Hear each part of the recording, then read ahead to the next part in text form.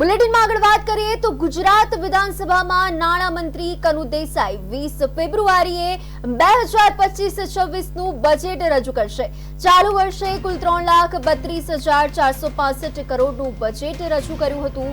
નાણામંત્રી કનુભાઈ દેસાઈ તેમનું ચોથું બજેટ રજૂ કરશે।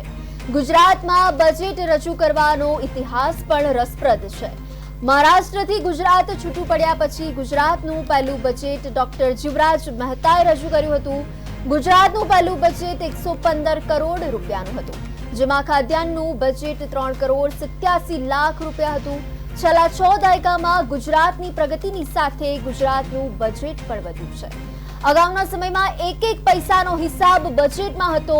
ગયા વર્ષની વાત કરવામાં આવે તો ગયા વર્ષે નાણામંત્રી કનુ દેસાઈએ વર્ષ 2024-25 માટે 3,32,465 કરોડ રૂપિયાનું ઐતિહાસિક બજેટ રજૂ કર્યું હતું।